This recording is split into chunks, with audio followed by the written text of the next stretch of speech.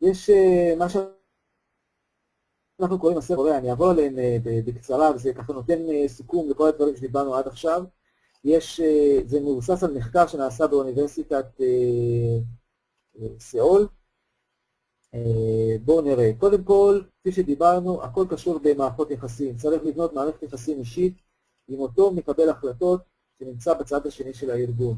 זה לוקח המון זמן, בחלק מהמקרים הוא גם עובר תפקיד באמצע, אבל עדיין זה הדבר הכי חשוב לעשות. כמה שלא נוכל להזכיר את זה, נזכיר את זה, יש תמיד האנשים שאחרי פגישה אחת בקוריאה, כבר מספרים לכולם שיש להם חבר בסמסונג. אז זה קצת, אני לא חושב שהחבר בסמסונג תמיד חושב שיש לו חבר בישראל, אבל בסדר. יש לנו את הצורך הזה לחזור מפגישה, להגיע בבוקר, לחתום על מסמכים ולצאת בערב, ולחשוב שהכל בסדר. יש אנשים כאלה מתקשרים אלינו פעם בחודש, להגיד שהיינו בקוריאה וחתמנו וסיכמנו, ואף אחד לא עונה לי למיילים, ואף אחד לא עונה לי לטלפונים. כל המבצעי בזק האלה לא עובדים. זה חלק מהקטע של בניית מערכות היחסים.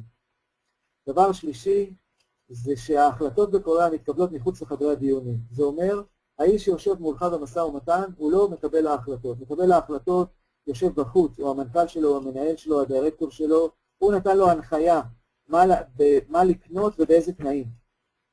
הבן אדם שמולך, כמות היכולת שלו לקבל החלטות ולשנות דברים היא מאוד מאוד קטנה. ולכן אנחנו מגיעים תמיד עם מלוא הסמכות להחליט, לחתוך, לעגל, ובצד השני יושב מישהו שאין לו שום גמישות. וצריך להזכיר, צריך להבין את זה, וצריך להפנים את זה. יש לא מעט מקרים שהיו לנו בעבר על אנשים שלא הבינו למה הם לא מצליחים בכלל להגיע לאיזשהו עסקה בקוריאה, ובסוף הסתבר שהם שלחו את האישה הכי מוכשרת אצלהם בארגון כדי לנהל את המשא ומתן. אני מצטער בפני כל אנשים, אבל זה פשוט לא יכול לעבוד מסיבה פשוטה. אנשים בקוריאה מקבלי ההחלטות הם גברים.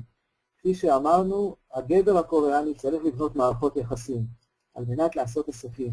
בלי, אני מניח שיהיה קשה מאוד לגבר קוריאני מנכ"ל לבנות מערכות יחסים עם אישה צעירה ישראלית או מבוגרת ישראלית, מוכשרת וחכמה ככל שתהיה.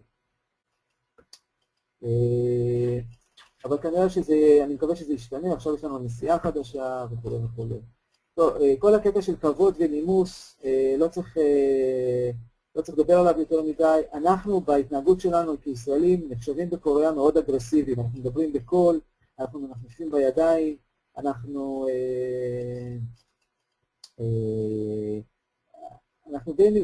די אגרסיביים, אנחנו גם אומרים את כל מה שאנחנו חושבים בפנים, זה דברים שנחשבים לא מכובדים בקוריאה, ולכן צריך טיפה להרגיע, אין בעיה, זה בעיה של כולנו, צריך פשוט לדעת את זה. שפה בקוריאה היא מחסום רציני, אני אומר שגם אם בצד שמולך מדברים אנגלית, עדיין אתה לא מבין אותם, ויש לנו לקוחות שתמיד היו אומרים לי, איציק, אני שולח מייל שקיבלתי באנגלית, תתרגם לי אותו לאנגלית, כי לא כל מה שנכתב במילים אנגליות באמת משקף את המשמעות שלו באנגלית, צורת החשיבה היא אחרת לגמרי. קוריאנים לא אוהבים לנהל משאים ומתנים, שזה דבר לא נעים עם הלקוח שלהם, או עם הצד השני שלהם. תמיד יש אמצע שהוא אמין על שני הצדדים, ודרכו מועברים המסרים הפחות נעימים והפחות ככה שתורמים להרמוניה. משא ומתן בקוריאה הוא מתחיל רק כאשר נחתמים ההסכמים.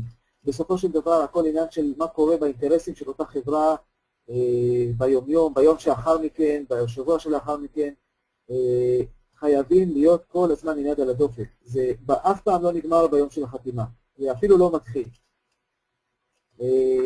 קוריאנים הם מאוד מאוד אגרסיביים במשא ומתן ובעסקים בכלל, אבל זה אגרסיביות שהיא מאוד מאוד שקטה, ולפעמים אותנו זה מרתיח. וצריך לדעת להכיל את זה ולהתמודד עם זה. לנו יש אובר יצירתיות, יש לנו תמיד את הפטנט, איך לכתוב בהסכם, ואיך לייצר את המוצר בצורה כזאת או אחרת. אצל קוריאנים, כמו שאמרנו, יש רק דרך אחת לעשות דברים. כל הפטנטים שאנחנו מביאים אצלנו ביצירתיות המדהימה שלנו כישראלים, הם מאוד, קוריאנים מאוד נהנים לשמוע אותם. הסיכוי שיצא מזה משהו בסוף הוא לא גבוה, אז לכן צריך להיות זהיר עם פתרונות יצירתיים. תודה רבה. אתם מוזמנים להיות איתנו בקשר כמובן, כל מי שצריך משהו, ואני מאחל לכולם גמר חתימה טובה ושתהיה שנת קוריאה, כמו שאומרים אצלנו.